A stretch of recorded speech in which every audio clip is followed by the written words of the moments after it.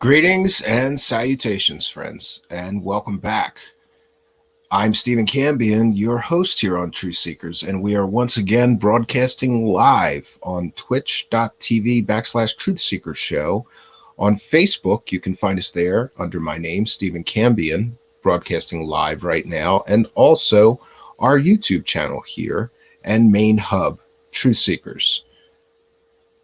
Boy, it has been a crazy few weeks for people interested in UFOs and aliens. And tonight we are going to be covering the strange, I'm going to call it a mock press conference. And there's reasons for that, and we will get into that, of this person, Anjali, who claims to be, among other things, in contact with higher beings, extraterrestrials.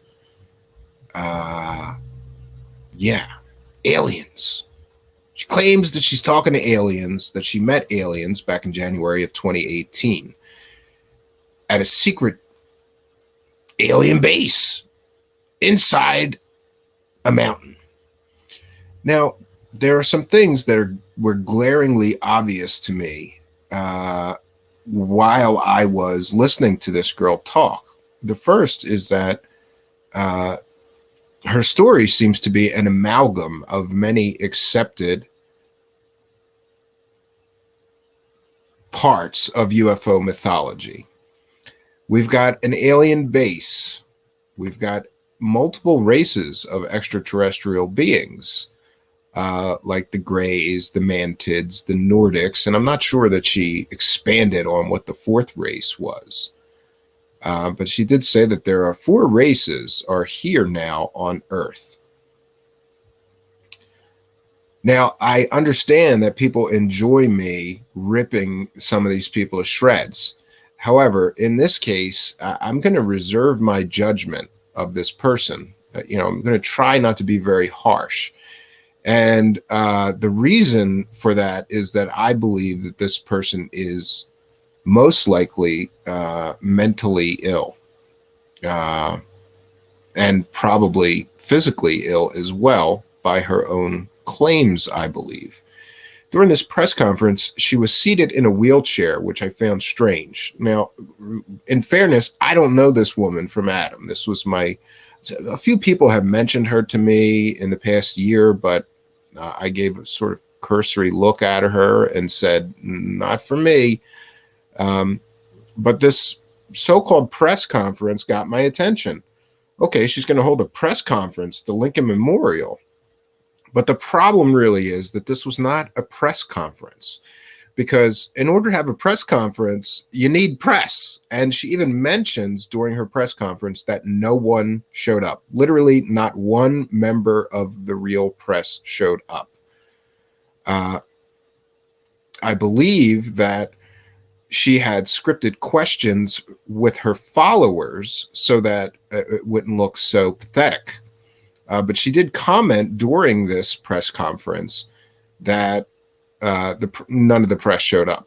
And so to me, this is not a press conference. And further, if this was a press conference, I would say it was a press conference that was run by the Three Stooges, because if you're going to claim that you're going to run a press conference in Washington, D.C., at least you should be able to run a live stream. It appeared to me there was like 10 minutes of like cameras dropping, them checking the mics, trying to get the right angle, and all of this hustle and bustle going on for a full-on 10 minutes at the beginning of this thing. And it just, to me, made it appear like total amateur hour. Like I said, like she had the Three Stooges as a technical crew. And, some people may not think this is important, but to me, I don't know. I have a show business background, and this woman claims to have a public relations background. So for anybody with a public relations background to do what she did, it reeks of like total amateur desperation for attention. Because somebody that knows anything about show business or public relations is not going to let the audience see the tech guys struggling for 10 full-on minutes to try to, make this thing work. before they begin it. It's just not something that you do. You know, you click go live when the mics are set, when the cameras aren't falling over, you know, that's when you go live, not before. So we're going to cite fair use because there's something very important in this analysis that I've done that we have to realize right from the very beginning. So this is fair use. This is a transformative work. We're educating the public and critiquing the video we're sharing, and this is covered under fair use and allowable by law. Further, there have been times when I have used people's material under fair use fairly and legally under fair use, and they still try to copyright claim me or whatever. So we have lawyer letters standing by to defend our position that this is indeed fair use. So the most important thing that you need to know first going into this story is that she's planning a documentary. Not only is she planning a documentary, but I got to tell you that she's got a good editor, because they took a total cluster F of a YouTube video and made it a pretty good trailer for a documentary. So hats off to her video editor, because he did a miracle in pulling off. First, we're going to show you the sizzle reel, right? Or this documentary trailer that they put together from this really amateur hour weird event where nobody showed up to see her speak. And when I mean nobody, yeah, there were some people like watching, but this, if you go to Washington Monument and set up some cameras and have somebody sitting there speaking, a few looky-loos are going to come along and say, oh, what's this about? That's what she had. She had her followers, and there's been various claims and rumors that she is starting a cult, or she's running a cult, or trying to start a cult. And these people came off like cult members. But first, we're going to look at the documentary. And then we're going to look at some of the original footage. One of the things that I found really, really difficult to watch during this whole thing is that this woman, while simultaneously claiming to have all of the perfect skills to do this, you know, special mission to bring people the truth about aliens, you know, she's got all this public relations. She was trained in counterintelligence, right, and information warfare by the DIA. One of the things that I found really striking is that if you really pay attention, especially at the beginning of this and during the question period of this YouTube video, is that this woman is shaking, nervous, and really struggling to put on a performance here. And, you know, it's like one of these things is not like the other. Somebody that was so seasoned in public relations and has done a great deal of public speaking, something seems off to me that she was so incredibly nervous that her hands were shaking. During another period, she's fidgeting and her legs are shaking. Her hands are shaking. And if I didn't know better, growing up on the mean streets of Philadelphia, I would say that she was on some sort of uppers, either meth or crack cocaine or something like that. Because if you've ever been around somebody on those kind of drugs, they cannot sit still. They fidget constantly, their hands shake, their legs twitch. And this is some of the behavior that we see exhibited by this woman. And she appeared to be extremely nervous at the beginning of this thing. Now, in fairness, maybe she doesn't speak, you know, on camera very much. Maybe she was nervous. This is her big moment. I don't know, but I just think it's important to point out that she was shaking literally uncontrollably at times in this video from nerves, I would assume. But then there is some information that she suffers from some sort of strange, debilitating nerve disease. And that may be why she was shaking. I don't know, you know, and various other medical conditions can cause this sort of thing, like Lou Gehrig's disease or MS and various other things. But I just wanted to mention, if I didn't know better, I would say that she was on some sort of drugs. But like I said, we've got information that she suffers from some sort of strange neurological debilitating disease. So I don't want to make those accusations. This is my speculations and my analysis and observation of her behavior. And it's important to note, again, this is very important that I just point out, she's bragging about all of her public relations experience while she's unable to sit still through a 30-minute presentation where it's just her talking. So something didn't seem right to me about this whole thing. Now, insofar as, people are questioning her motivations, and I would say right off the bat that if you're planning a documentary before you've done anything of substance or value, then maybe, just maybe, that may be your motivation.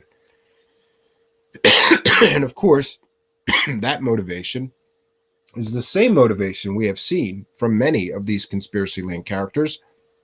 And that motivation, of course, would be money. So, friends, we're going to cite fair use, and I'm going to share the documentary trailer 1. They're already started on the documentary before they've even taken those scientists to the aliens. Imagine that. Great. All right, friends. And like I said, this is expertly put together based on the source material that they gave this guy to work with. Now, he's got a lot of nice B-roll footage in there. I'll give him that. But he did a great job cutting together what could have been, a disastrous performance. And for all intents and purposes, the full-length one is kind of a disastrous, weird, strange performance art kind of piece. But here's the documentary trailer that they cut from that. Many of you know me by Anjali, with the name of what the higher beings that I am here to disclose to you about today have called me since I have become aware of their presence. My legal name is Angelia Lynn Schultz. I was recruited by the Defense Intelligence Agency to come to Washington, D.C. and be an intelligence officer. Transparency and full disclosure and honesty is the only thing that I want here. And I am looking for those people who can help us all deliver that. Because the beings need us to be ready for contact. Wow.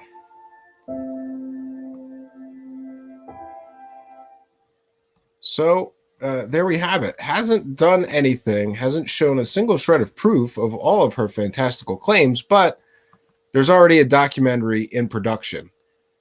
But now I'm going to show you a few bits and portions from her actual mock, I'm not even going to call it a press conference, from her actual mock press conference.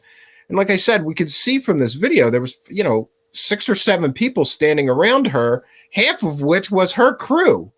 So we don't know how many of those other people came with her, were there to be extras for the documentary filming, but any press person will tell you, any journalist will tell you that if you hold a press conference and not one member of the press shows up, you really, really failed at your press conference. It's a complete and total failure of a press conference if the press doesn't show up. And she says it and admits it, that nobody showed up in this case. So very odd. And one of the things I also found odd was that this, there's a sort of a handler. There's a couple of handlers with her, here, stand next to me so I look important, right? Is he supposed to be security? What's this guy supposed to be? Is that her CIA handler? I don't know, but some have suggested that. Yeah, and we're going to go to the Angelia press conference video. And again, we're citing fair use. This is transformative work. I have lawyer letters standing by to defend our position that we're using these videos to educate the public, and therefore, this is the textbook definition of fair use.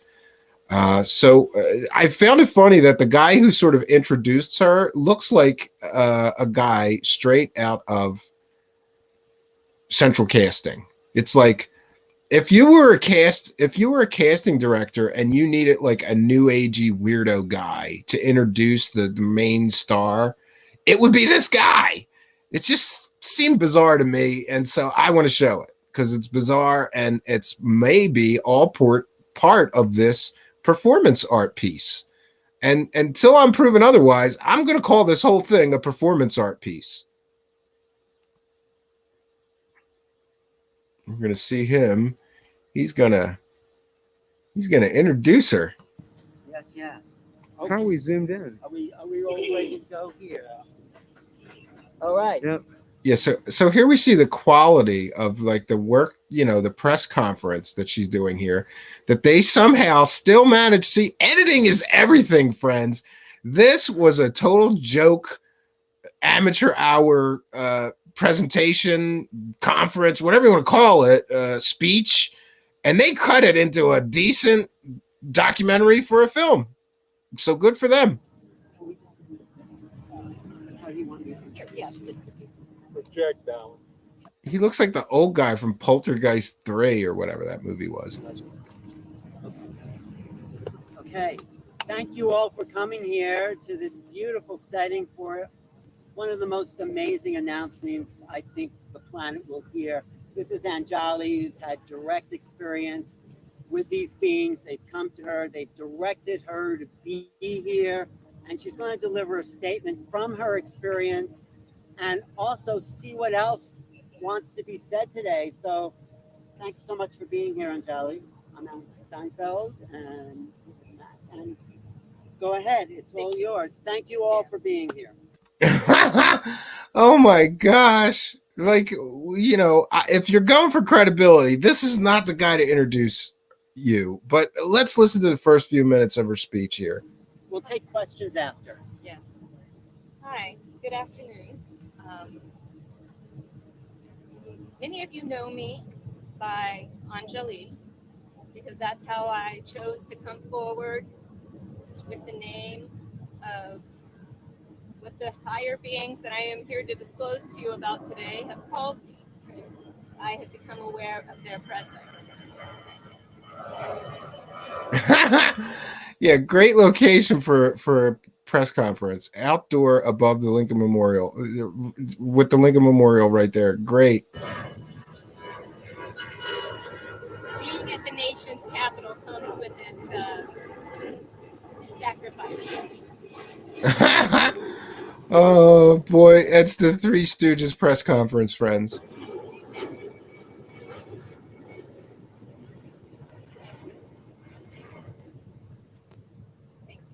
My legal name is Angelia Lynn Schultz.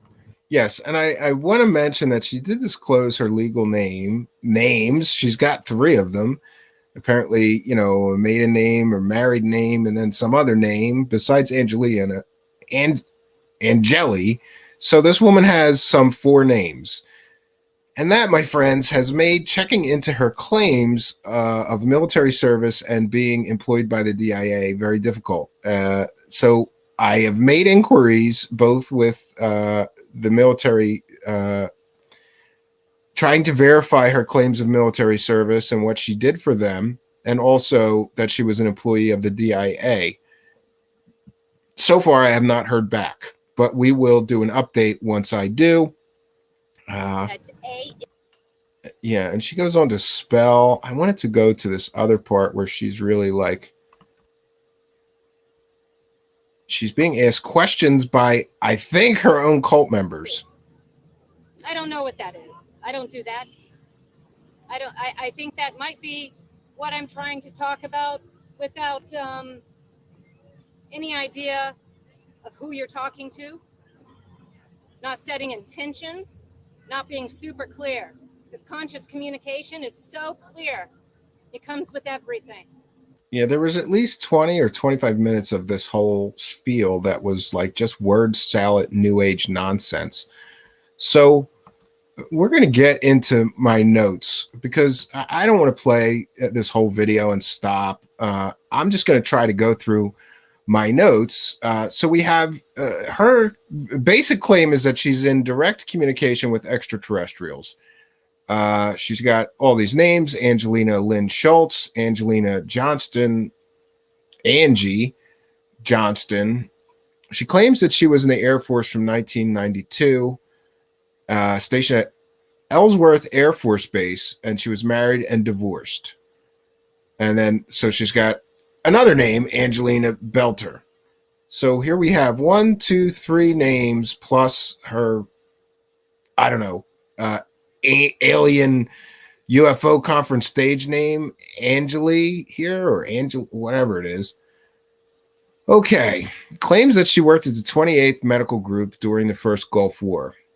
And then that she got a master's degree at, or she went to college at Black Hill State, and then got a master's degree at the University of South Dakota. All these things I'm still checking into. The first thing that you have to do with all these people is verify all of the things that they claim, because quite honestly, I'll be shocked if all this information comes back as real and accurate. But you never know. Many of these people who go try to make a living off of UFO dollars or alien dollars, what they do is some of them have some sort of, resume that they think will help bolster their claims and make them more credible. For example, we have Clifford Stone, who really was a sergeant in the Army. But did Clifford Stone take part in alien crash retrievals and telepathically interface with aliens? I don't think so. But he was an Air Force Army sergeant.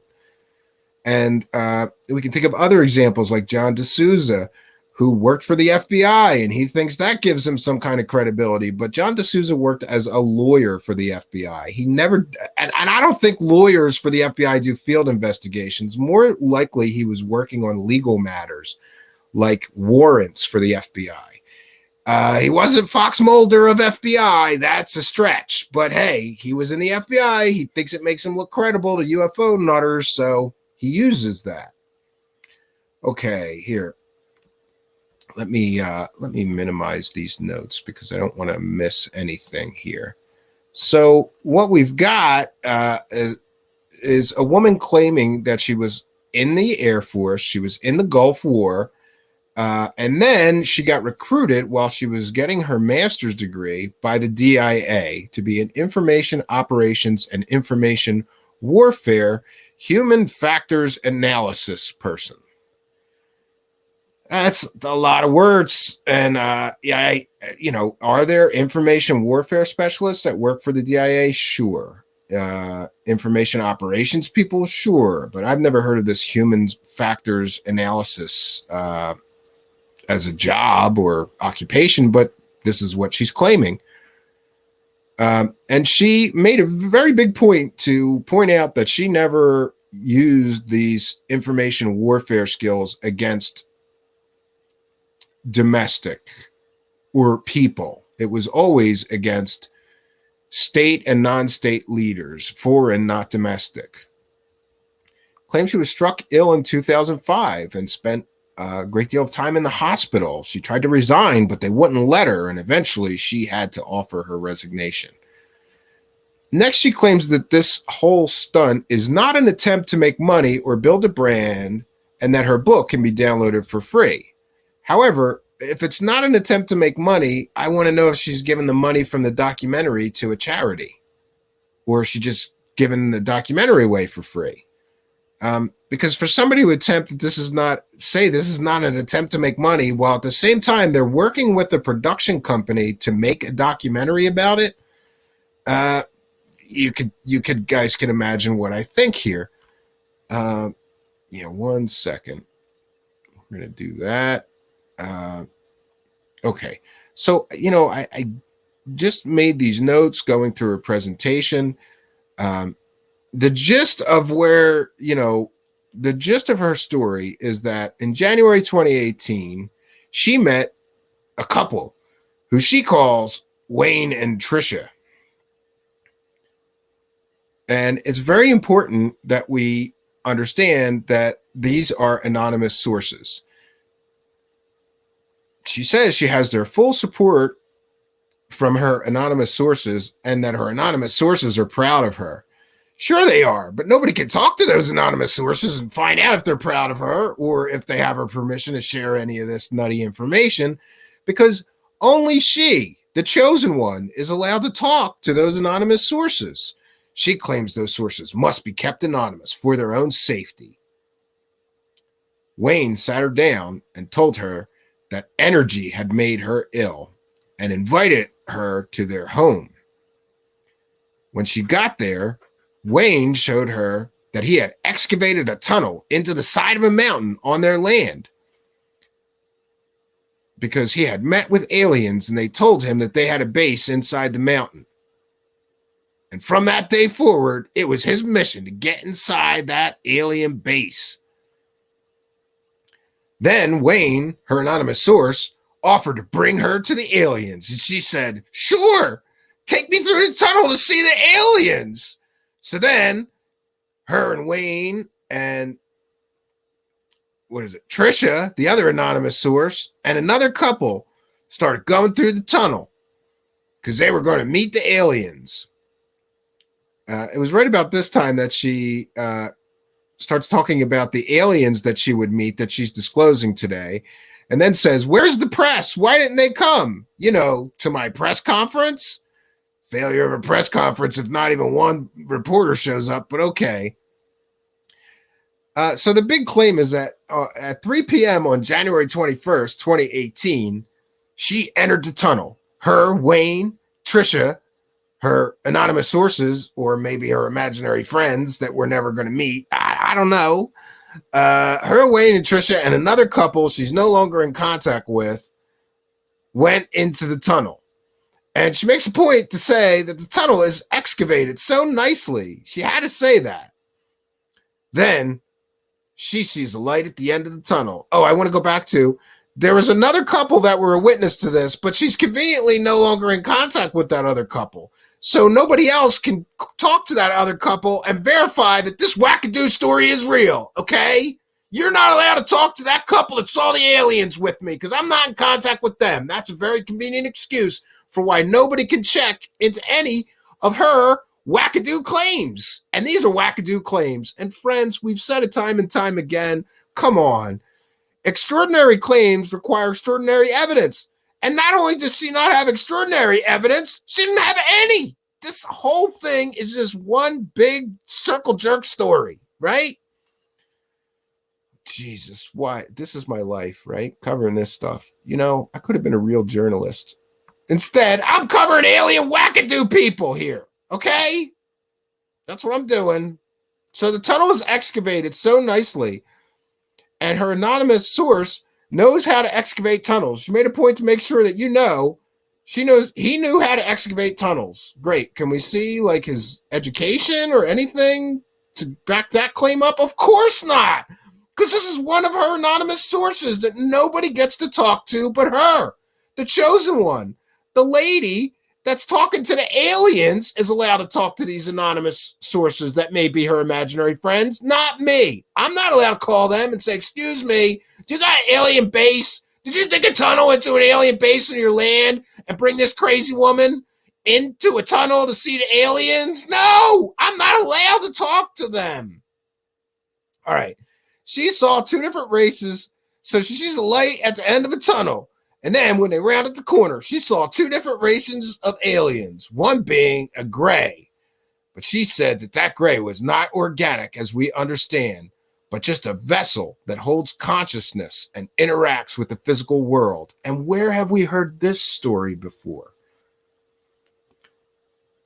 We have heard this story before because there is a lesser known diary of a woman, again, another anonymous source, that claimed to be a nurse at Roswell and interact with the Roswell beings. And this is pretty much word for word what that woman said, that those Roswell beings were non-organic. They were sort of like dolls, and there was a light being of pure consciousness inside this non-organic being that it used to interface with the physical world. So here we see, friends, we've got an amalgam of already accepted UFO mythology in this woman's story. There's an alien base, and now we've got these grays that suspiciously are exactly like the grays described in a previous book that a lot of people have. And what is that? Matilda, the Diary of Matilda. I think that story is not credible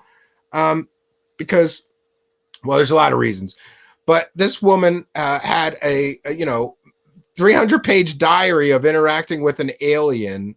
And even though the government made her change her name and move to another state and sign NDAs and promise that she would never disclose her discussions with that alien, somehow she had a perfect 300-page copy of the diary and everything that she talked about with the alien after 50 years, and some guy put it in a book. And again, that's an anonymous source. Great. All right. The other race she described like typical Nordics, well over 6 feet tall, fine white hair, and beautiful alabaster skin. Skin so beautiful, she said, you just want to touch it and run your hands over it. So maybe she was hot for the aliens. I don't know. But she made it a point to stop and say that the aliens were so beautiful that she wanted to rub her hands on them, right? She wanted to get down and physical with those higher beings, which is strange to me. But, she's a woman. She's got needs. She's got desires. Maybe there's some hunky, Nordic dudes with like big shoulders and, pecs and a 6-pack, and they were like, hey, Angelina, what's up? Right? Maybe she hasn't been, I don't know what her situation is, if she's married or what, but whatever. She thought the aliens were very physically attractive. All right. So the aliens said hello, and they said, hello, Anjali, because of course, they knew her name, having never met her before, having traveled from a, distant star system, but somehow they knew to call her Anjali. Okay. All right. And they said they've been waiting to talk to her and that they wanted her to accompany them deeper into the base. Then she goes on this big rant saying that where the tunnel that was excavated ended and the alien base began was seamless, which doesn't make any sense, because if you dug into a mountain until you hit what was a pre-existent base that I assume has walls and structure to it, there would be seams, but she claims that it's all seamless. Okay. I don't know why she lingered on this, but it reminded me of people's descriptions of UFOs, that they're seamless. There's no rivets, there's no fasteners. It just seemed like she was borrowing from that accepted part of UFO mythology. All right. So next they took her into a room where she met several of the most amazing beings she had ever encountered. One was 8 feet tall and taller than the door of the room. And then she claims that there she saw the face of a being who had been given her visits, who had lavender skin and looks like a praying mantis. So there we have the mantis beings, another accepted part of UFO mythology that she could have taken from other stories and inserted into her story here. All right. Then she says she wants us to see the beauty in the faces that she saw that day, that these are beings of light, pure love. Yeah. So again, this love and light, I'm sorry. This is just like, this story is like tailor-made to make money out of the UFO conspiracy consciousness community, because these are all accepted things. Oh, the aliens, they're beings of love and light, and they're here to help us, right? They're here to guide us into 4D or 5D or 6D. What D are we up to? I keep forgetting. I can't keep track. One guy says we're going to 4D. I think she says we're going to 5D, and somebody else said 6D.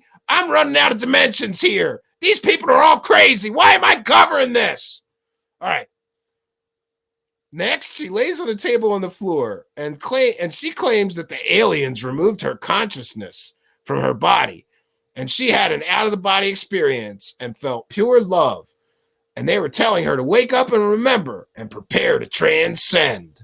Ooh, does this sound familiar? So in her alien fairy tales, I'm sorry, until I see proof of any of this crap, I'm calling this an alien fairy tale. in her alien fairy tale, we're going to 4D or 5D, I don't remember, but we're not ascending, we're transcending, okay? It's different, all right? She's not ascending, she's transcending. And you can look up the difference between, I don't know, look up the definition of ascension and transcending, and you just get confused like I did. All right. So then I got a big problem with this next part. Under hypnosis, she recalls more specific details of that experience.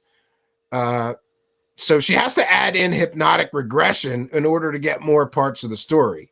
And under hypnotic regression, she explained that they were trying to wake her up and remind her of her mission here on Earth. After some time, I guess they put her back in her body because she kind of skipped over that part. But here, again, we have an out-of-body experience, right? So this story has got all of these elements that these people in conspiracy land and UFO land and the conscious community love hearing stories about this stuff. And I don't think it's a coincidence that all this stuff is jammed into one story.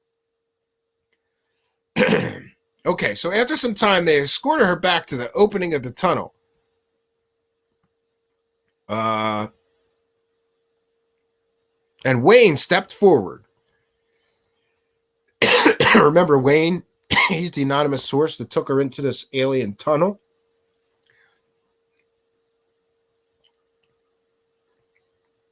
So Wayne stepped forward, and they were immediately standing in his home. In the blink of an eye, they had teleported right back to his home. Now this story's got teleportation in it. Great. She claims that after visits, the aliens teleport the humans back to Wayne's house. She claims she didn't want this mission, but the aliens kept visiting her and reminded her that she agreed to this mission. Can you imagine? They're like twisting her arm. They're like, you agreed to this mission, lady. Get out there on the Washington Monument and tell everybody about us aliens in this mountain. Is this ridiculous or not? Or is it just me? Bunch of aliens. They're like, hey, you said that you would be our emissary. Go do a hokey press conference with the Three Stooges who can't work a microphone or a webcam or a live stream and tell everybody that you're going to bring scientists here to meet us aliens. You agreed to this mission, Anjali. Do it. Great. All right. So then she says she's forming a team to return to the mountain and the alien base, and she needs scientists who have good equipment. She'll be releasing some names of her science team, but others will remain anonymous for their own safety. Because people don't want to get involved with this because people think it's Kooky Town, and it is Kooky Town. You're going to go jump in could you imagine like being a real reputable scientist? Like, sure, I'll fly to the middle of nowhere in the desert, and you can take me to the alien mountain where the alien base is, and we're going to go look and check out the aliens, bro. Sure. All right, so the next 15 minutes is New Age. I just wrote New Age word salad about God, consciousness, reincarnation, and the aliens are our friends and our guardians watching over our process and our evolution. So again, this is commonly accepted New Age conspiracy land, UFO land. Oh, the aliens are here to guide our evolution or here to guide us to 4D or ascension or transcension or whatever. They all say this, but none of them ever prove it. All right, and Earth is moving into its own identity and will soon become a fourth density environment. Therefore, we will have no need for the 3D world and all of its trappings. And I wrote, shedding the human body to progress to 4D. And this is very scary because this is basically Heaven's Gate right here. And there's various claims that this woman is starting a cult. So I would be very concerned with anybody that's hanging out with this woman because she's literally talking about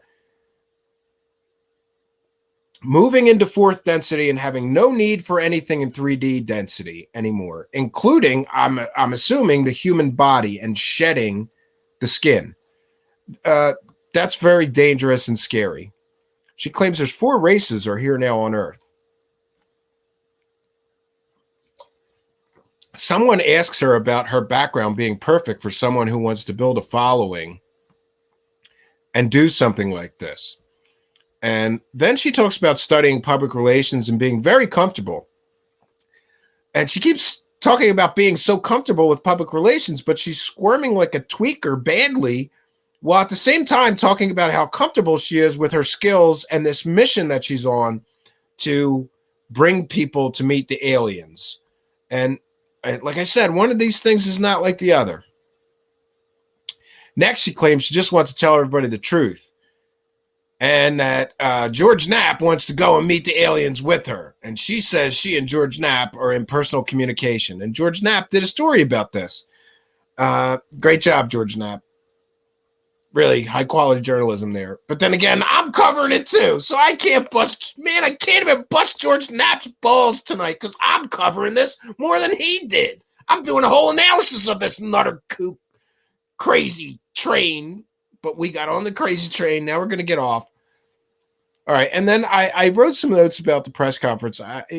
What I said is press conference, calling this a press conference is a stretch at best. It looks like 6 or 7 people showed up, most of which were working for her, apparently. No real press showed up, and she even mentions that during her speech. Looks like just a few looky-loos, but people seeing cameras and microphones just stop to see what is happening.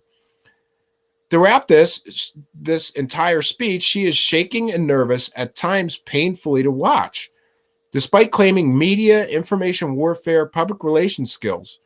She is in a wheelchair, which I am not sure is because of her medical condition, and I wonder why she's in a wheelchair. Her legs appear to work. Is this and this is my speculation? I just wonder this. Is this some move to gain the sympathy of the audience? All in all, this Angelina person and her bizarre press event leaves us with more questions than answers. She provides zero evidence and zero proof. Just a story, a fantastical story with 2 anonymous sources no one else can meet, talk to, interview, or ask questions of.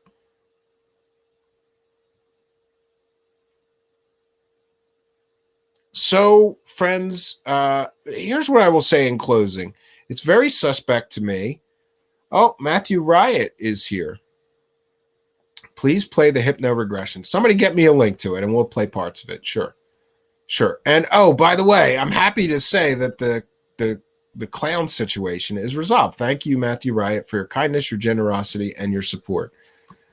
We reached out to YouTube support, and also I reached out to a friend of mine. We mentioned previously that some other show host said somebody should report me to YouTube for using my son on the show because you can't use a child in an adult show. And I got, I took them out for the time being. We have clarified that situation, and we win. What I was told by my friend from YouTube, and anybody can do this, go Google Jimmy Kimmel interviews children.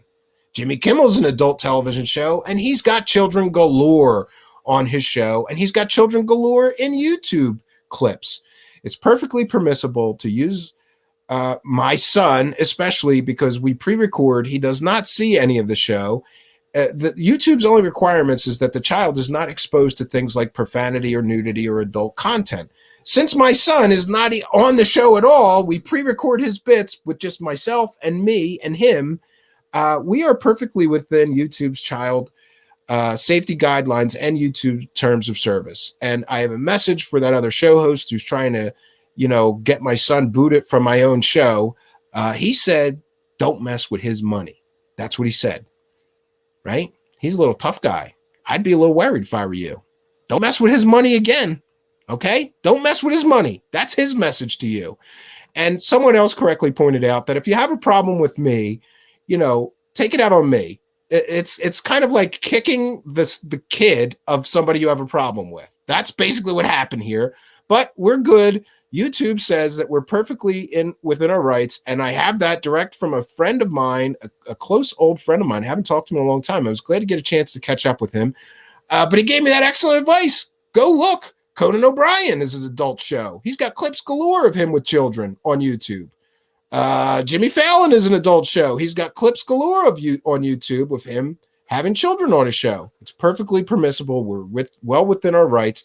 And I got to say that if somebody shoots their mouth off again, I have another angry lawyer letter standing by, because I'm not going to be threatened, intimidated, or slandered by some idiot that doesn't even know. That was a fact. You totally messed up. You were totally wrong with the way it works on YouTube insofar as using a child in your show. And we were right. So thank you, Matthew Riot, and praise the king.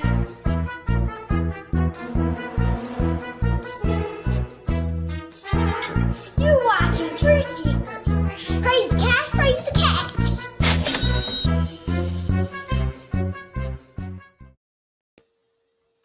All right, so I got to find the hypnotic regression. I guess I'll just look for it. So please bear with me, friends. And thank you, Matthew Riot, for your kindness, your generosity, and your support. I hope I didn't miss. Did I miss any others? I will check in to make sure I didn't miss any other super chats. We read every single super chat. Oh, and I'm glad I'm checking in because we missed one on the last show. Bear with me, friends. 1 second.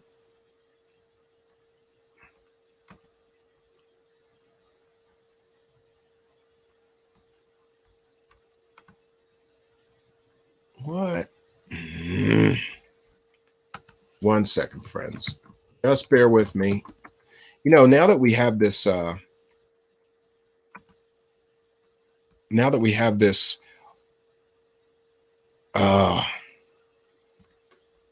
1 second, friends. Now that we have this audio podcast, I always worry about dead air, and I never did before. So see, there is, there is good and bad for expanding the show. One thing I've noticed is now I'm like, oh no, dead air, we can't have it. Okay, so we did miss Ash Dobbs with a kind and generous $5 super chat on tonight's show. I believe we may have missed Ash Dobbs with a kind and generous $2 super chat donation, and I'm almost sure. 1 second.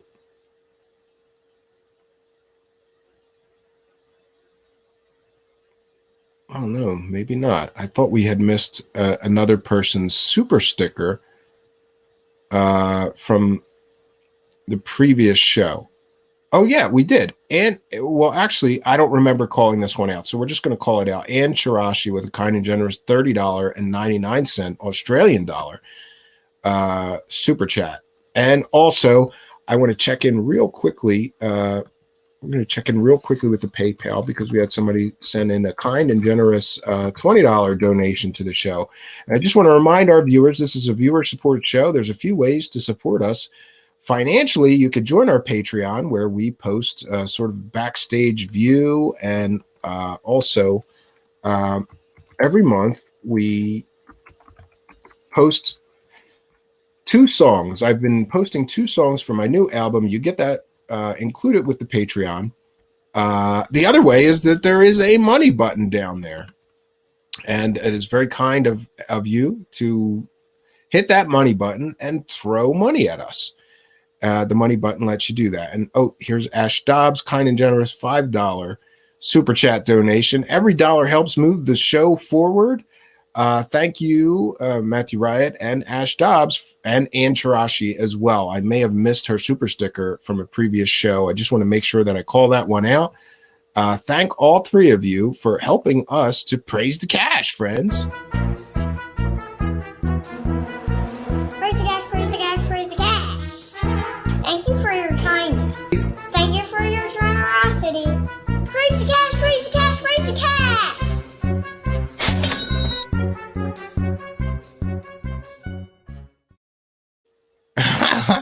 I'm glad he's back, friends. Could you believe that because of some bitter, jealous little man who couldn't debate me, he had to attack us and using my son on our show, and I had to take him down, right? Metalhead wants to hear songs for free. Email me at truthseekershow@gmail.com. V, I hear you. Me too. V says, I am in debt and poor. So I'm gonna. Let me finish my spiel. So the 3 ways to support us is Patreon. It's $1 a month. You get a bunch of benefits there and backstage views, including songs, a monthly show journal. I post the screen tests and graphics from some things that we're working on before they're made public. It's sort of a backstage view. Then you could throw money at us with the money button here in the form of a super chat or a PayPal donation. Boy, this is weird. I don't know why I'm having trouble with PayPal.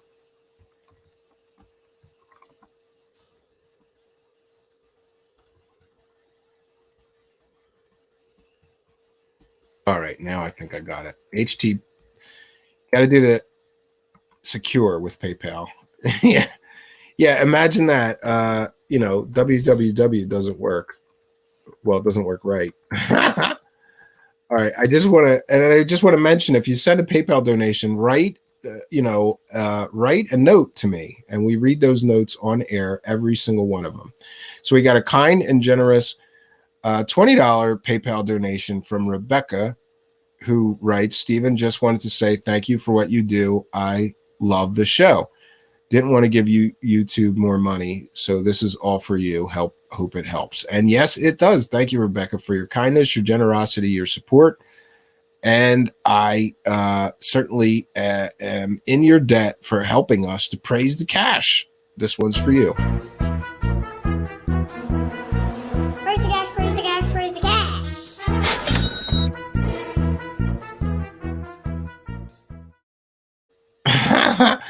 I'm sure glad he's back, right? And we've worked on some other new bumpers for him to praise the cash with. We've got a zombie character and a few other things. And, for those unaware, I am using her dental commercial. Oh, geez. Yeah, so she's an actress. And here's the thing. I found another website where she's claiming that she is an author who has written for magazines, web articles. She's ghostwritten people's books and things like that, which I find a little suspect. Okay, so you're an actress and a fiction writer, and now you're coming up with these alien stories. It's a little convenient to me. Like somebody like that would suddenly start saying they have alien stories. Then let me see if I can find the link to her dental commercial.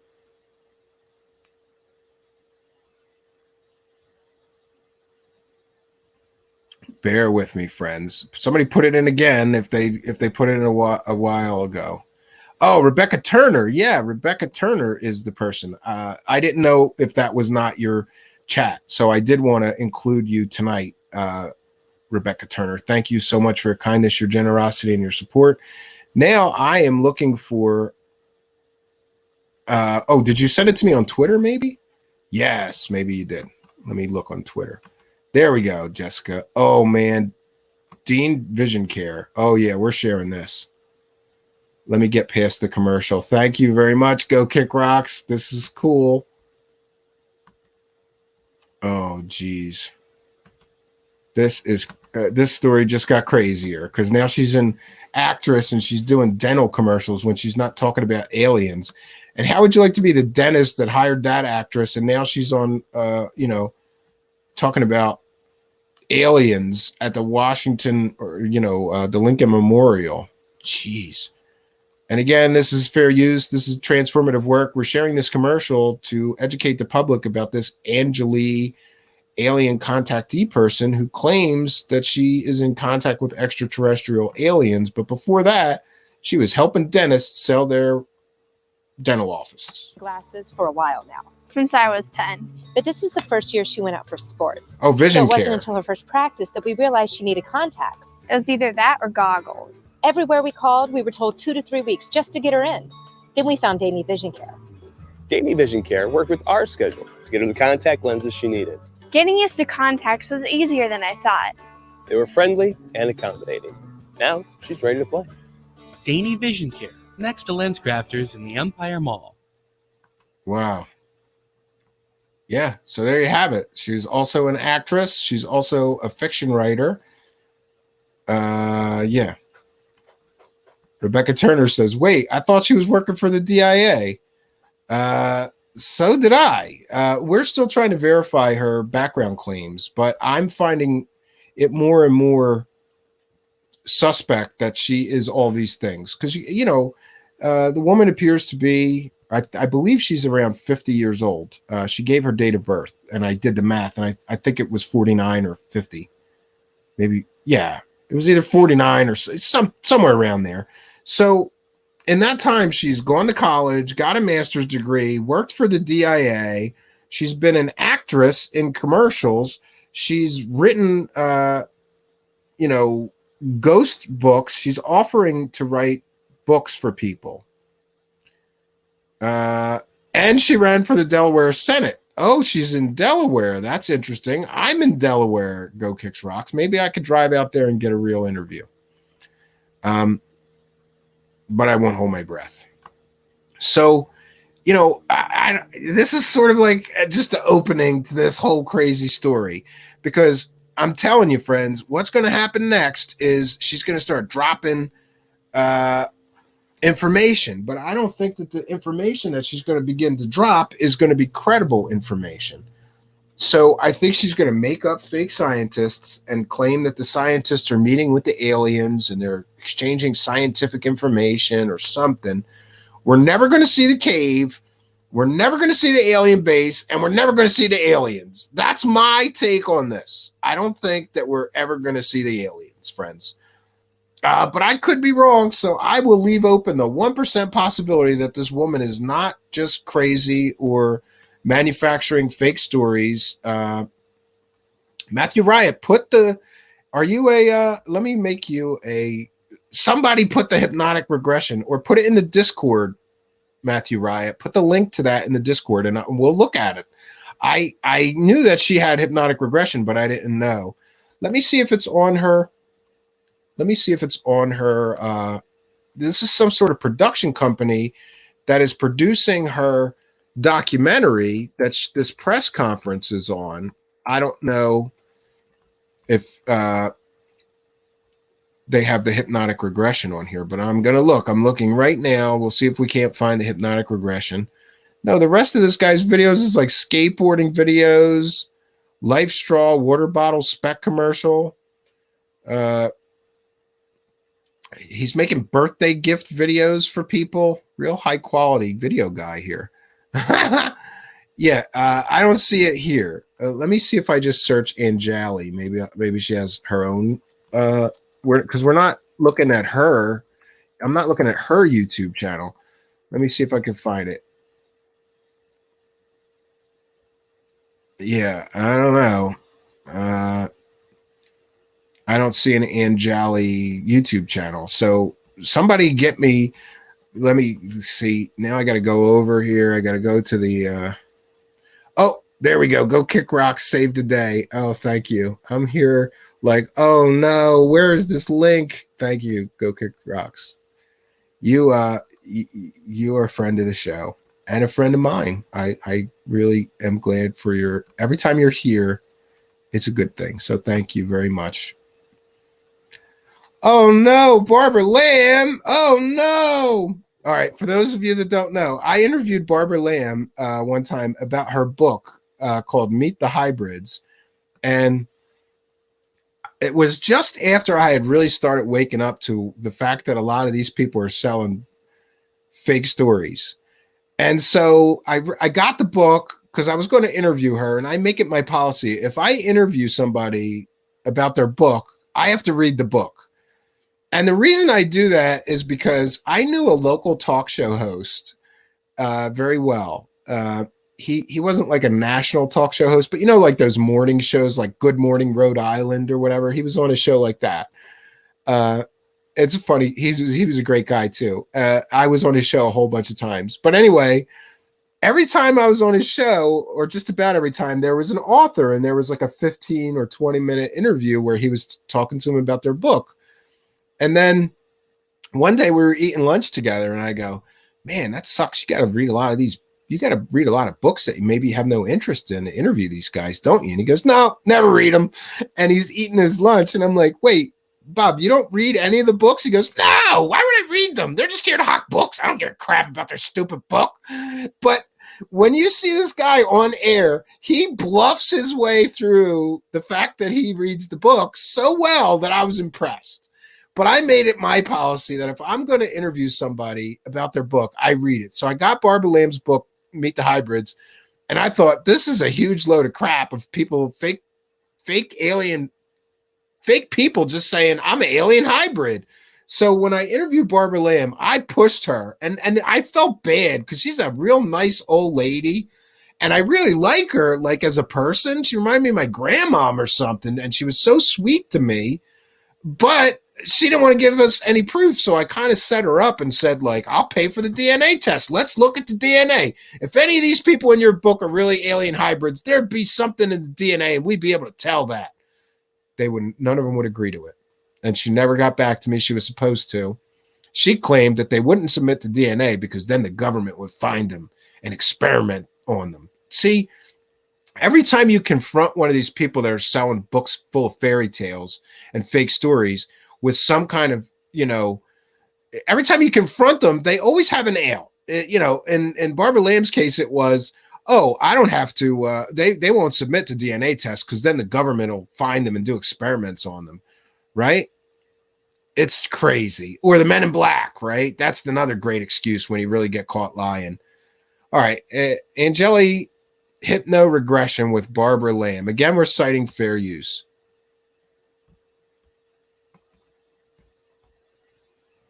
Oh, this was May 13th, 2021. Alien cop shows. What? All right, we're going to take a listen to some of this. In that tunnel, being aware of going into the tunnel, aware of what the entrance to the tunnel is like. Totally as if you are there right now, reliving that experience, but with a few other people. And I just want to mention that there was somebody in our Discord chat who said that they got their own hypnotic regression with Barbara Lamb and that she could not hypnotically regress a dog into eating a piece of bacon. That was their assessment of their experience with her. Take from that what you will. And again, I just want to say she's a really nice old lady, right? But I think that she just believes anybody that comes to her with any story whatsoever. Going into the tunnel. So be there at the entrance to that tunnel, whatever that is like. Be there with your feet on the ground. It's daytime, there's daylight. You're with the other people. And when you get a look at what the entrance to that tunnel is like just use your words out loud to describe it.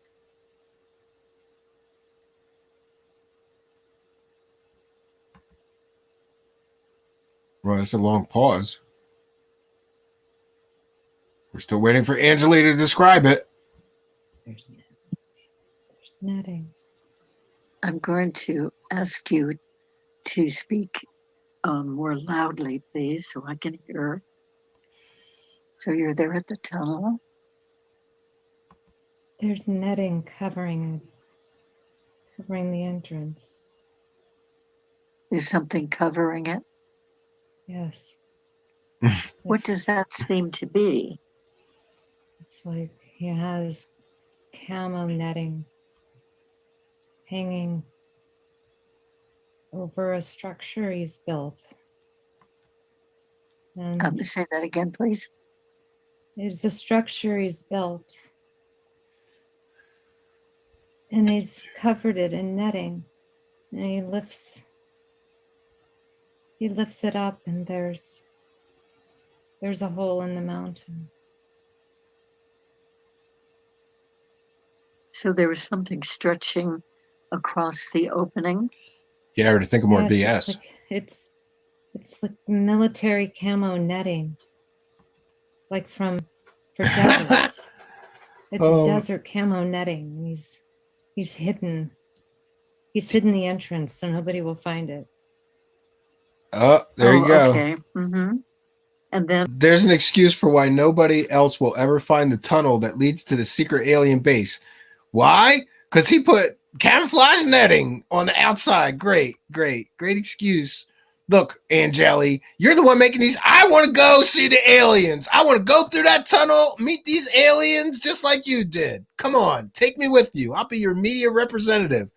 Yo, if we flash to a year from now and I become Anjali's Michael Horn, like her international media representative, somebody come and blow my brains out, okay? That will mean that I joined a cult and went crazy, okay? Don't let that happen to me, friends. And somebody, is it Wayne who's lifting that covering off the opening? Yes, he's lifting it up. And these are leading questions, and that's not something you do during a hypnotic regression. She's offering her what to say. So, first rule of hypnotic regression is not to lead the witness at all. So she fails miserably, Barbara Lamb. And I've heard other regressions of hers that I think are very, very poorly done. That's my opinion, and that's my speculation. I don't have a background in hypnotic regressions, but I do have some experience in stage hypnosis, and I know real qualified academic people who use hypnosis in their psychology practices. Okay. And very good. And is he saying anything about it as he's doing that?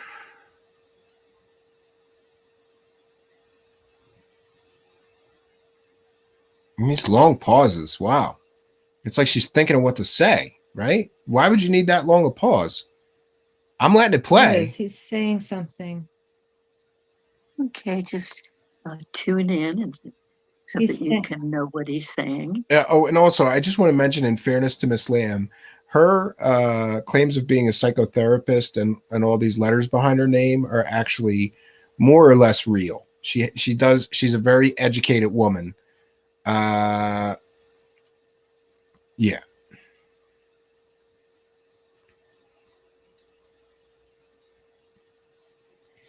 More long pauses. I don't understand why she needs such a. It's like she's thinking of something to say. He's just saying that we have to be careful. All right, we're going to skip ahead, or we're going to be here for a year. Let's get to the alien part. Oh, I just forwarded it right to another long dramatic pause, right? This is crazy. I'm confused.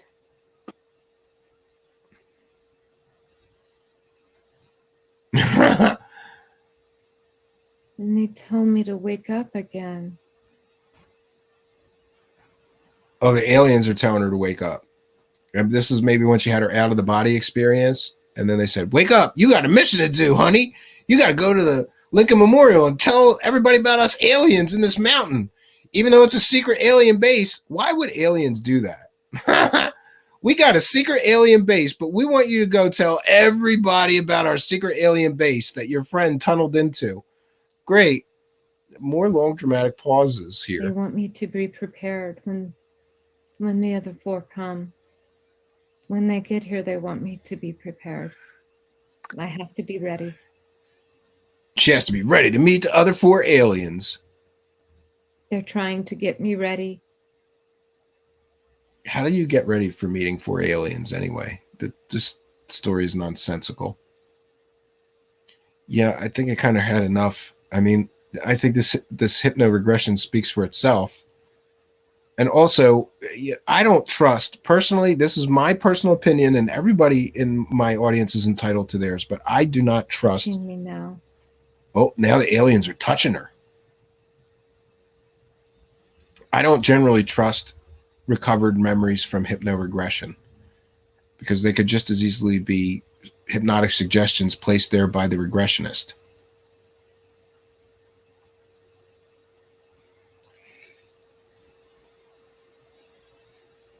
Now I'm thinking of that song, touching you, touching me. The aliens are touching her. What? I have to be in this light. And I have to heal.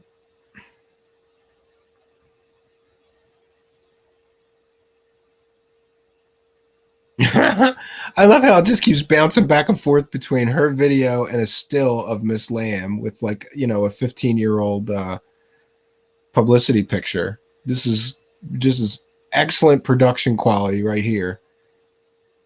Every once in a while when I worry about mine, I have to remember things like this. I'm resting in a light. Oh, look, there's 2 hours and 17 minutes of What's this. up the light? Let's see if we fast forward. Was she going to talk about the aliens or what? Come on. Hmm.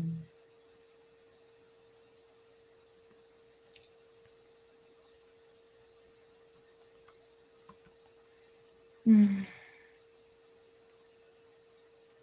Yeah, maybe the aliens are copping a feel. I don't know.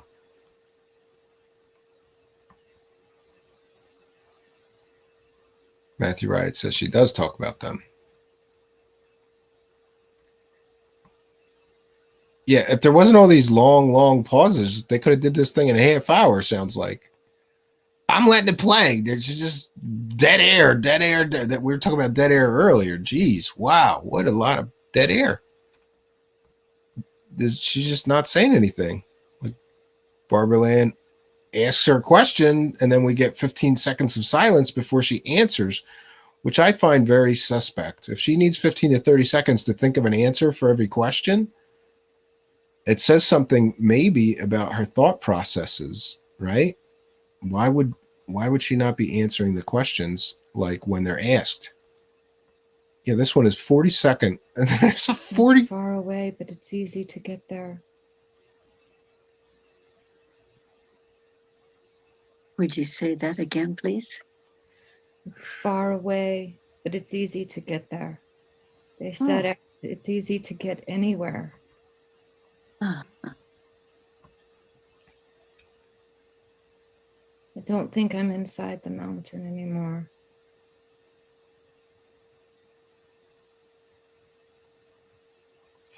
Put it on faster speed. Yeah, I don't like that chipmunk voices. So, yeah, we're going to cut out of this. I think we've heard enough. I will add the link to this hypno-regression. There are places.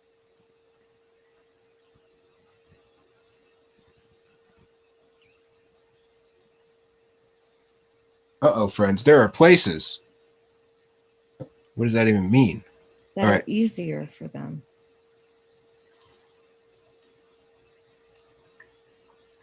You mean easier to get to or easier to be at? Be at. Yes. Okay. Get to. Both. All right. I've had enough of this. I will put a link to the hypnotic regression in the description of this video, and you too can sit there for 2 hours and 17 minutes, half of which will be silence while she's thinking of answers. Yeah, Matthew Wright, I agree with you. People needed to see this firsthand. Yeah, I mean, it's a part of the story. Like, okay, so half of her memories of this event, I don't know about you, friends, but if a friend of mine had taken me to a tunnel, through a tunnel into an alien base, I don't think I'd need a hypnotic regression to remember the details of that event. I think that it would be such a life-changing, life-altering, paradigm-shifting event in your life that you would remember the event without a hypnotic regression. Why do you need a hypnotic regression, right? Gunner 65 says, wow, look at the difference in presentation. Yeah. Tina Mobley is here and says, I agree with Stephen. I watched that live debacle and she totally looked like she was tweaking. Yeah, but I want to be clear in that, in fairness, let me see if I can find it here. I think I wrote it down. There is some sort of, let me look through here. I saw on a Twitter thread what she's supposed to have some kind of rare neurological disease. And of course, I'm not finding it right now. But she did claim that bad energy while working for the Defense Intelligence Agency is what made her ill. Yeah. And I just want to mention, she claims to be in contact with these super advanced extraterrestrial beings. Couldn't they heal her or get her out of the wheelchair? Or, if she's going to be their emissary, wouldn't they do her a solid, right? And I don't know, help her with whatever medical condition that she's suffering from. And I mentioned at the beginning of this broadcast that I didn't want to be too harsh on this woman, because from what I'm seeing here, and I'm no expert, of course, I would advise her to seek the help of a mental health professional. I would advise anybody that is thinking about joining her group to seek the advice of a mental health professional as well. BS Alert Buddy says, thank you for being a friend. Arbiter traveled down the road and back again. Oh, geez. Yeah. I don't know. I find this whole story very, very suspect. Maybe Mike Gamble says maybe she's running with Trump for vice president. Yeah, she's going to be the disclosure vice president.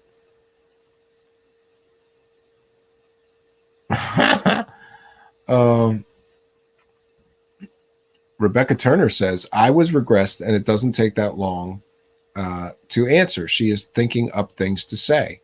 Yeah, she's being very measured and calculated in her answers, almost like somebody who is crafting a story. And I don't know. Matthew Riot says she's acting. Enough said. Yeah. Steve Ronan, WTF is this? Yeah.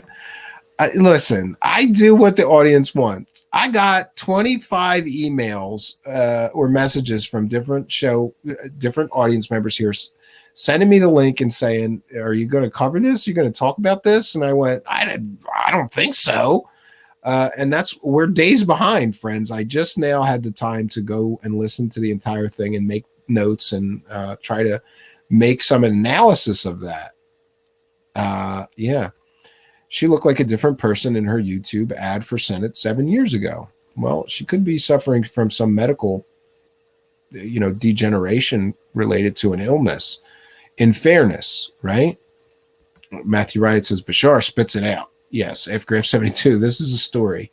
And what a story it is. And yeah, and she is getting some attention. Listen, the Anjali, this press conference got 25,000 views on YouTube. More views than I've ever gotten from a single video. But what's interesting is if you search for Anjali in YouTube search engine, the first video that comes up is her press conference, and then some Indian channel that has nothing to do with her, and then our video. Our video is ranking even higher than her documentary trailer right now, which got 1.3 thousand views since it was published 1 day ago. So they do the press conference and then they hurry up and they video edit together a documentary sizzle reel. And that, my friends, is what that is. That's a sizzle reel. That's like, let's take the least, actual real footage that we can and jam in a bunch of B-roll and some dramatic music and try to sell this thing. I think that this is all, and I'm entitled to my own opinion. I'm entitled to my own speculation, and everybody can form their own opinion here. So I find it very suspect that they're already hawking a documentary when they haven't proven anything that she's talking about. And this woman claims to meet these aliens 2 years ago. Let me ask everybody in the live chat a question.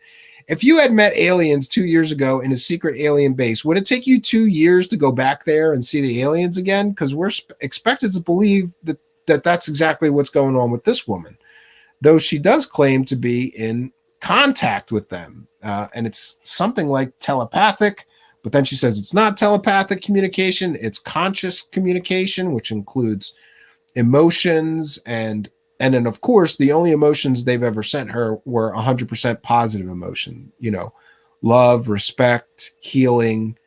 So again, we've got this sort of consciousness community, already established belief that all the aliens are positive and they're here to help us, which I find, either naive or stupid. Really, you just assume that all the aliens are here to help us.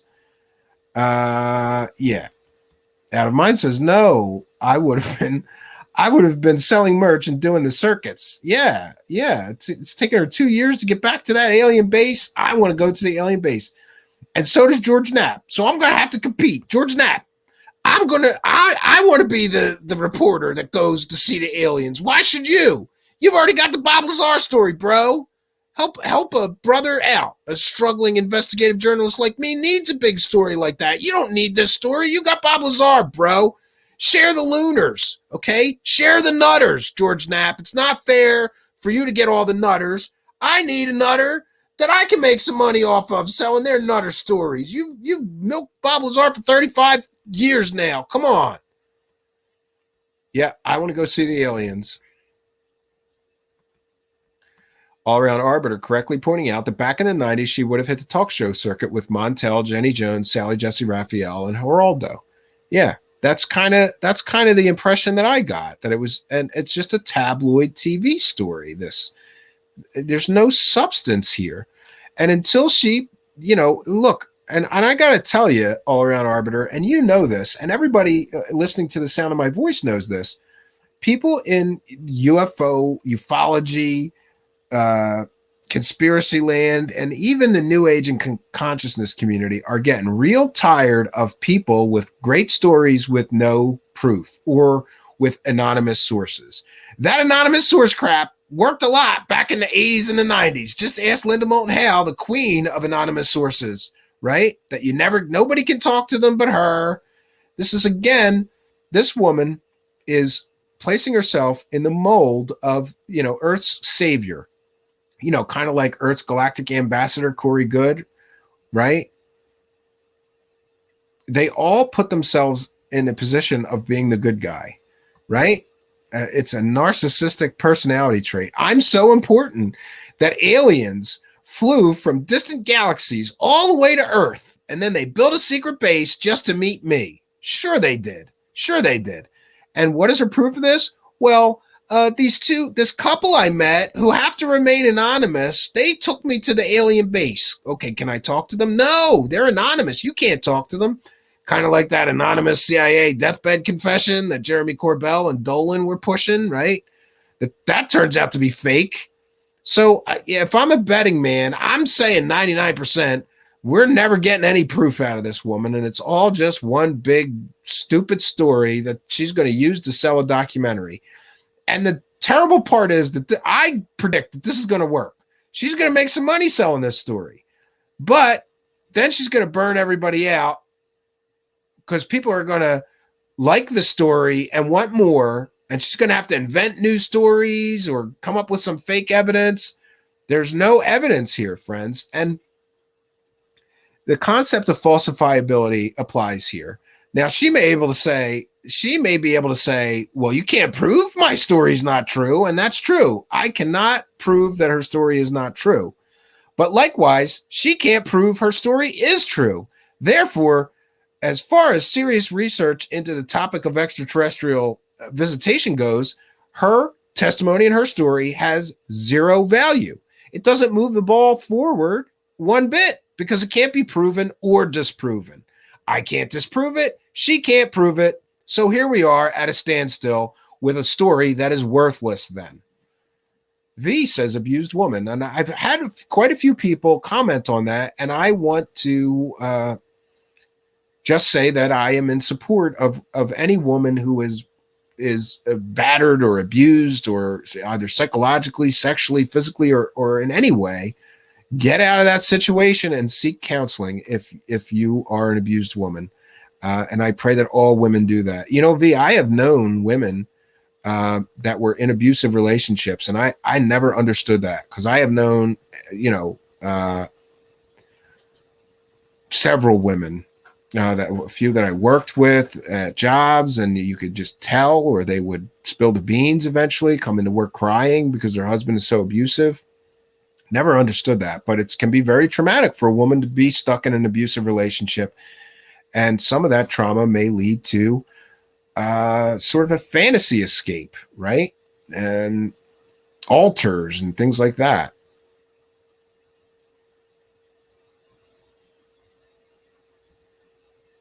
Okay. Brian XOO67 says, the purpose of the press conference was to announce a visit to the tunnel with a team of scientists. Evidence for or against her story should follow. And it's not going to. Did you hear her give herself an out? We're going to release the names of some of the scientists, but not all of them. We're not going to get any scientists that are going to testify that they went and saw those aliens, Brian. But if you believe that we will, great. And you know what? I hope we do. What an amazing world that would be. If suddenly she holds a new press conference, but this time she has credible scientists sitting next to her, they're all going to talk about they met those 4 alien races and interacted with them and shared scientific knowledge and communicated with them in that secret alien base. I don't see that happening, but yeah. Okay. And V says a person can have a genuine experience and then fall prey. Yeah, she's been involved with government information warfare.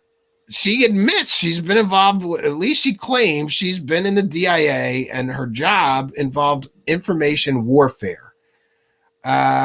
Which means here we have another former letter of the alphabet, CIA, DIA, DOD, NSA, all those I just call them the letter of the alphabet agencies. But here we have another former letter of the alphabet agency, if it's true that she is, claiming that she's going to bring us the truth about aliens. This story sounds so familiar to me.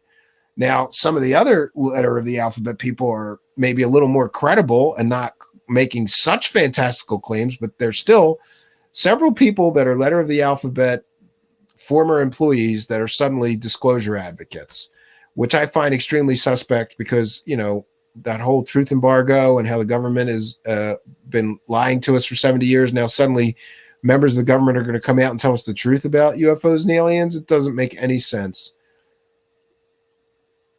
Somebody's mentioning the ugly blankets on her chair. Yeah. Boyfriends.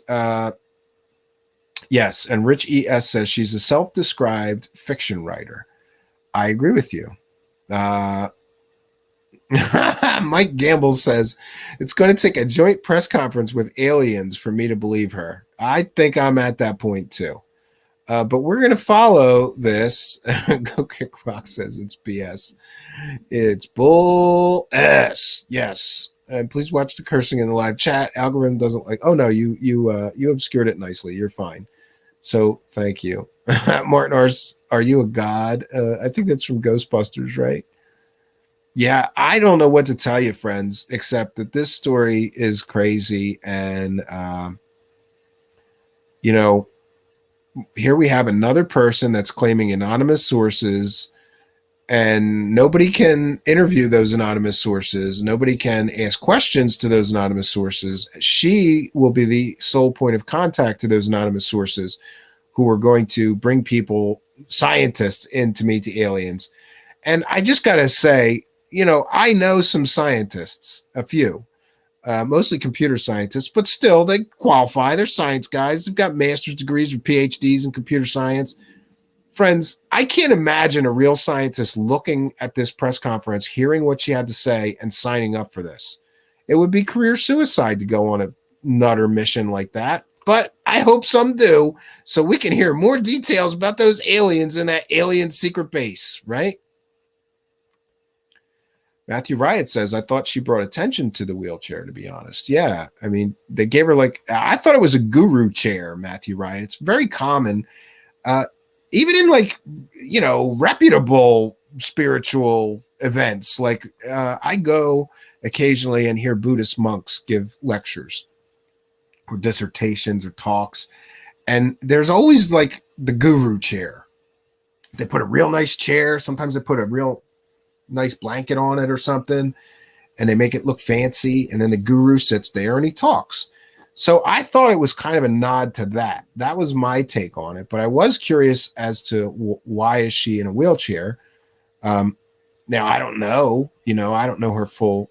I don't want to feel bad later. After all, people are always attacking me for wearing these sunglasses, and then they get to feel stupid later when they find out that I have a paralyzed eye. So for all I know, she needs to be in that wheelchair.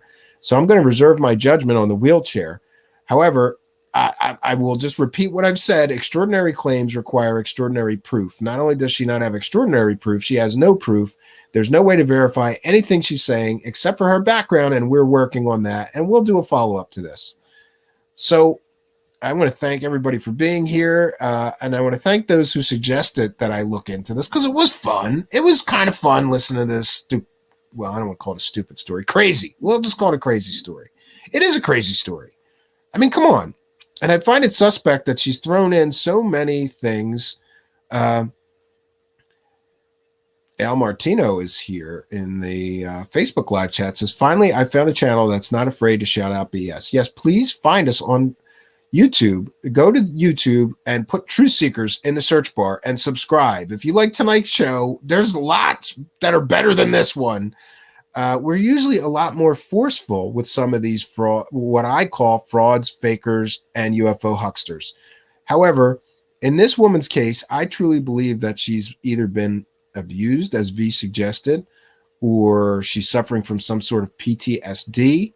She's got a neurological medical condition by her own claim, and also maybe suffering from some mental condition or mental problems. So I don't want to be too tough on this woman because she appears to be extremely nervous and jittery and, like she's having trouble staying in her own skin. And so while it's easy to make fun of her story and it's usually a lot easier to make fun of these people, but I found myself feeling sorry for her while I was watching this video and watching her, fidget and look like a tweaker. I mean, I grew up in Philadelphia, and in Philadelphia, if you see somebody like that, you go, yeah, they're tweaking, which means they're on meth or they're on crack cocaine. You got the dopers and the tweakers, right? If you see somebody nodding off, they're a doper. They're on heroin or fentanyl or something like that, or Oxycontin or whatever. If they're nodding, if they're fidgeting a lot and they can't sit still, then they're tweaking, which means usually methamphetamines or crack cocaine, or withdrawal from methamphetamines or crack cocaine as well. I'm not making that claim in her case. I'm just saying that from my experience growing up in a neighborhood that was infested with drugs, you see a lot of people who appear that way. They can't sit still. They're fidgeting. They appear to be very nervous, right? Yeah. Ann Shirashi says, I didn't know it was called a guru chair. Mendoza was sitting in one. Yeah, he does it too. They all do it. You give the guru a big chair, make them look important. It's part of the shtick. It really is part of the shtick. So, and Mike Gamble says she didn't jitter doing commercials. That's why she thinks. No, I think she was extremely nervous doing this, which is very telling. If she's really supposed to be Earth's galactic ambassador to take us and have us meet the aliens, then why is she so nervous telling us about them? Or is this performance art, right? Matthew Riot thinks Corey Good deserves a guru chair. I don't know about that. Twizzer in the Twitches, Martin R says, yeah. Oh no. So listen, I really got to get out of here, friends. I am bouncing out of here. I got up at 7 o'clock in the morning because my wife is very mad at me because I'm not waking up early enough for the children. And, I got to be awake before them. But today was a bad gamble because I woke up at like 7 a.m. and they didn't get up till like 11 a.m. So I could have slept in, but I didn't. So I'm going to bounce out of here and get some rest. You hear me say this all the time. Always happy when there's an audience, friends. And I can't tell you how happy I am that you are here tonight, spending some time with me and being a part of my audience. There really, really is no place that I would rather be than right here with you. I'm hoping that we're going to do another show before the weekend is over. And then next week, I really have to do backups and some other stuff. And I was thinking of taking the whole week off of shows, but then I thought maybe that's not a good idea. So I have to think that over. It's my son's both my son's last week of summer vacation. And it's also, thank God Almighty, thank you, Jesus, I made it through. Next week is my last week of daddy daycare. I've done that for 7 years now. been more or less full-time stay-at-home dad, running a part-time business and taking care of my 2 boys. But my youngest son is 5, is going to full-time kindergarten next week. And my older son is 9, and he's been in school all day, but I've had at least my young son Xavier all day for the past 5 years. He's been with me since he was brand new, newborn, every day. So it's going to be kind of an adjustment for me, but I'm looking forward to it, because 7 years hanging out with 2 children all day, I am so sick of all of that stuff. Like, I cringe every time I hear Elmo or Barney or, any of that stuff. I'm so sick of it.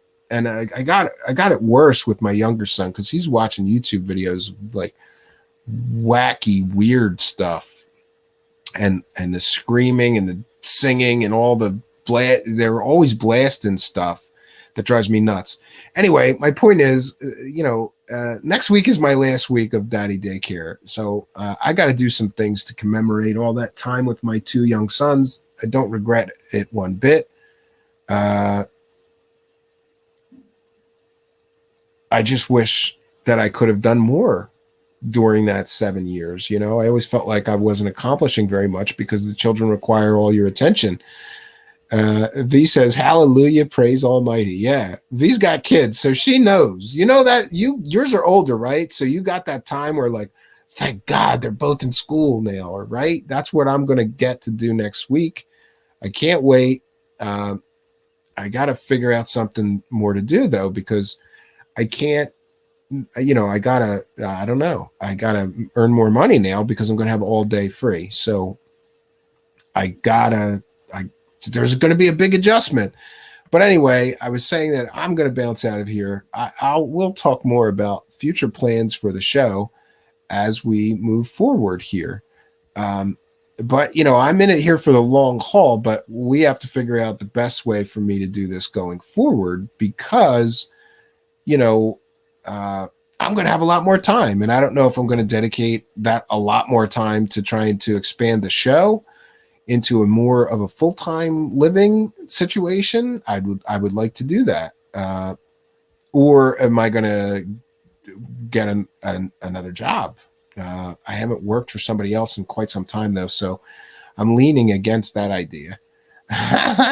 Once you get out of that rat race of having a boss, you never really want one again, at least for me. Like, I felt like, no way do I want to have a boss and have to be somewhere at a certain time and answer to somebody else. And I always joke that I've been self-employed for the last, 7 years.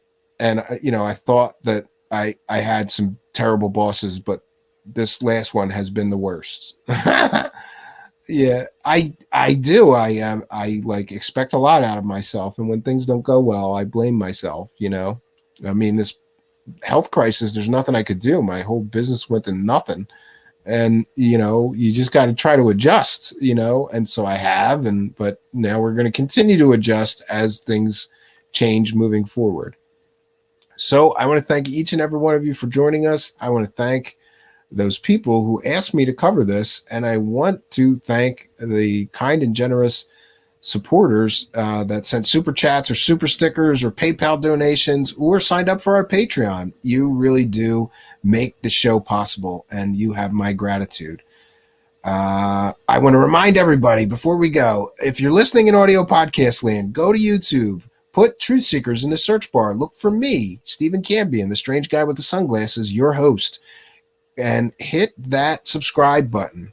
Smash that notification bell, and you'll know when we're doing a live show. You hear all this interaction with the live chat. That's much of the fun. Please do follow me also on Twitter. It's at Stephen Cambion, or follow me on Facebook. Again, just my name, Stephen Cambion. On Twitter, you will get, I post when the shows are. I'm doing a terrible job. We will have a schedule starting in September sometime. As soon as my children go back to work, I will be able to commit to a schedule and actually keep it. And I'm leaning towards saying Monday through Friday, 10 p.m. But we'll make a formal announcement as that is decided. And I want to also remind you There's a link I think that Spooky put it in the chat earlier. There is a link to our Discord server. So the live chats are no longer these fun live chats that you guys enjoy with Truthseekers here.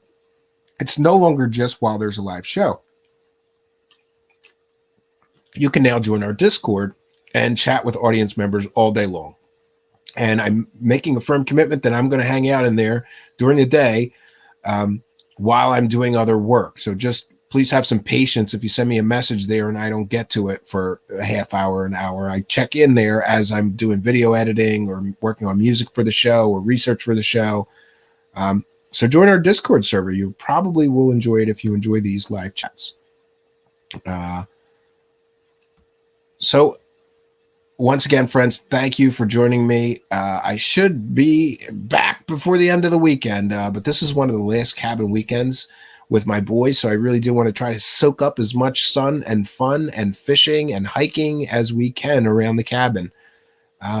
But we'll see what I can do about coming and spending some more time here with my friends, which I always enjoy.